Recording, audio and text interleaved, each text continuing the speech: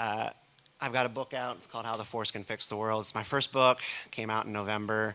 And I suppose this story is in the book, so it's not like it's a secret.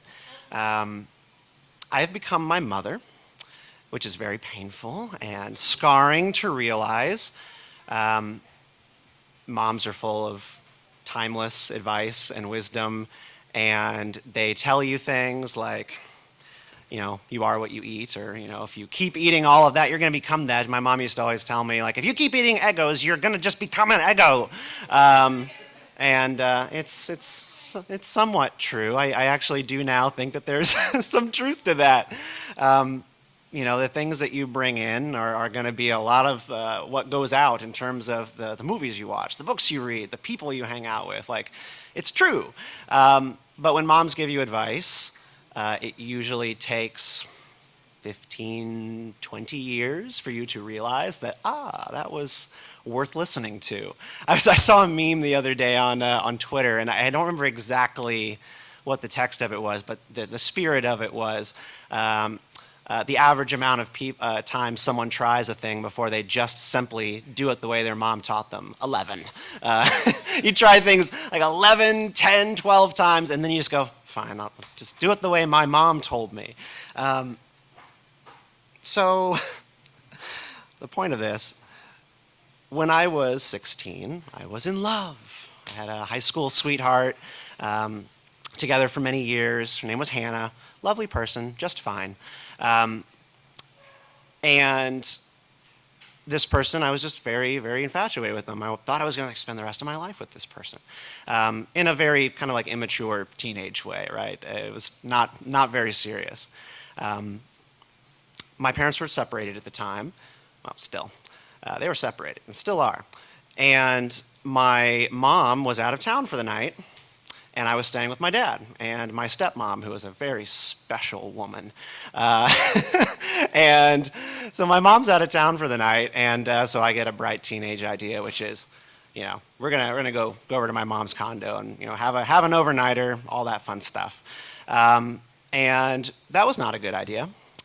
That was a very bad idea, and it's something to this day that I still regret. And like just kind of skipping over the ugliness of that, like, go to the morning, it's done.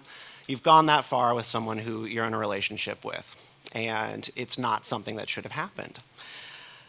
I go out in the morning. To take her home, and my stepmom is outside the door. She's crazy. She's crazy. She's like, she had it out for me, and she is outside the door, and she goes, "I got you!" And I'm not even kidding. That's exactly what she says. And my stepsister, who also hated me, and I did not like her either. She's like standing behind her, just like smacking her gum. They're like, "Yeah, we got him." She had been camping out. Like, she got wind that this was gonna happen, and she camped out to bust us in the morning. And so she did, and tells everybody, and I'm in big trouble and all that fun stuff. And it's just awful experience. My mom comes back from her trip, and she takes me to lunch. She does not bite my head off. She does not scream at me. She knows what I gave up and what I did and all that fun stuff. It was very embarrassing for me. It was just an awful day. She takes me to lunch. On the way, we stop to get gas, and I guess she can't hold in what she wants to say to me anymore, so she just goes ahead and does it. She starts telling me about her high school sweetheart, and she starts just telling me, like, I thought I loved this person, and I gave a piece to that person that I will never get back. She was with my dad for like 20 years. She was like, your dad and I were happily married for a long time, but you can't get that person out of your mind. They're going to be with you forever. And of course, I thought it was nonsense. Shut up, Mom. This is all lies you're saying. But it's not. What she said, I remember what she said, and I wrote it down so I don't botch it. She said, "You will carry this person in your mind long after they are welcome." And that's the truth. But I'm not up here to give an abstinence talk. Like there's a there's a broader point. I didn't listen. I didn't care for what she was saying. And fast forward through college, I'm in a band. At that point, I've married for 5 years, happily married. I've got my daughter over here. And I was writing a song, and I was, of course, writing about, this person, because that's what you do when you're in a band. And I want to just sing the chorus real quick. I'm not going to play a song for you, but I just want to sing the chorus just because it's like the thing that stuck with me. Hope I can find the pitch. What do we have in common anymore? No song strikes the right chord. Now you're not here.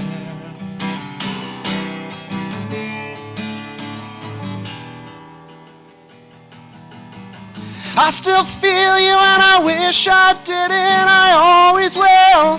Nothing can change it, I still feel you and I wish I didn't, I always will. Nothing can change it.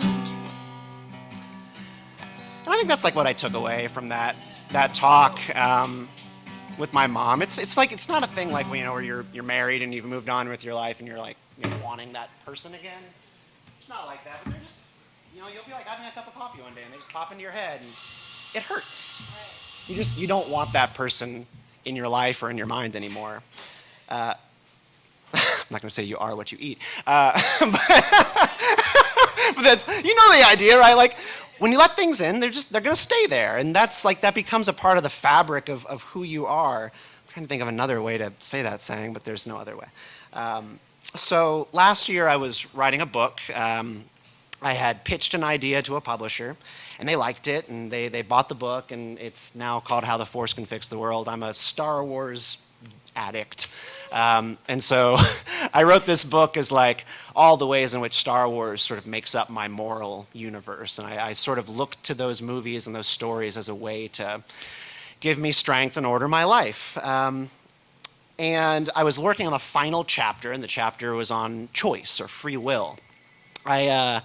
Episode 9 of Star Wars, the character Rey, she finds out she's a Palpatine. She finds out she comes from like a really evil family. So her blood is tainted, right? And by the end of the movie, she chooses a new name. She chooses to be Rey Skywalker, even though she's not a Skywalker. She chooses to take that on as her name. And I was like, that's awesome. Like this person comes from tainted blood, evil history, but she's going to choose to be someone else. And so I started writing this chapter about free will and choice. And then I realized, do I believe that free will exists? I think I do. Like in general, like my faith and my upbringing in the church, like free will is part of the package. We believe that we have choice given to us by God, and you're going to do with what you will with that.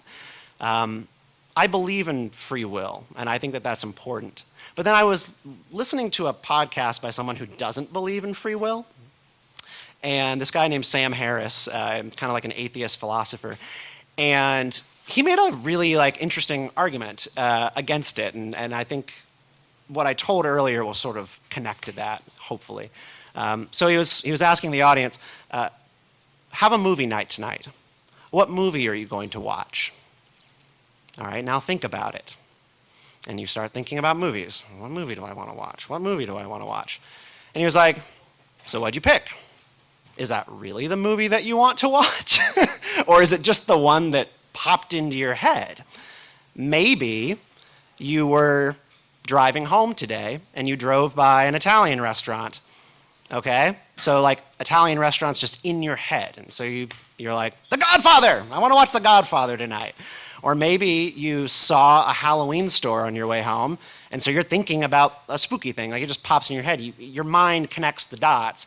So maybe one of the movies that you think of is Halloween, or Michael Myers, Freddy Voorhees, Freddy, Jason, all that stuff. Yeah, Freddy Krueger, Jason Voorhees. I know these movies. you don't really have control over the ones that rise to the top for you to choose from. They just end up there based on things that you might be thinking about or connecting to that day. And then I was like, oh, that's actually really profound. The things that you experienced, the things that you saw that day, those are going to determine what movie you want to see. Also, the movies that you have seen will determine the movies that you want to pick from.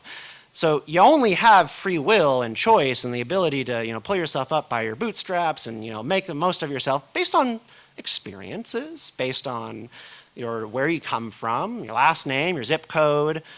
Those things are like where you start out. You always will start out in one place, and that limits some of your choices. You can't just have any choice you want. You have limitations. And then the choices that you make either close off more choices to you, and it gets worse and worse and worse, or you make good choices, and your opportunities expand. And so then I just sort of thought about it. I was like, okay, like free will, yes, it exists, but, big but, right? You have to make good choices. I don't watch horror movies anymore because they eventually started giving me night terrors, particularly hauntings. I don't like haunting movies. I thought I liked slashers, and I would watch those, and I thought that was fun. But then I started having nightmares. And so I stopped watching them eventually because it actually is not good for me. It might be good for you. So this is just the thing that I've been thinking about on and off for years. My daughter is 10 years old. I'm 11 years married at this point, very happily married. But when we make certain choices and bring certain people into our lives, hang out with a certain person, read a book, or engage with an idea or movement that we shouldn't, they're going to take a piece of you. And you have to try to choose more carefully. This ended up kind of being the main fabric of my book, is just guarding your heart, is the thing my mom always said. You have to guard your heart. And nothing could be closer to the truth, I think, at this point in my life. And I just wish, as a young person, I just had listened sooner. So all of you, just listen to your moms. They know what's best for you. That's it. That's my story. I hope it made sense. But I would love to talk to you about my book. If you're a Star Wars fan or got a Star Wars fan in your life, they'd probably like this book. Yeah. Thank you.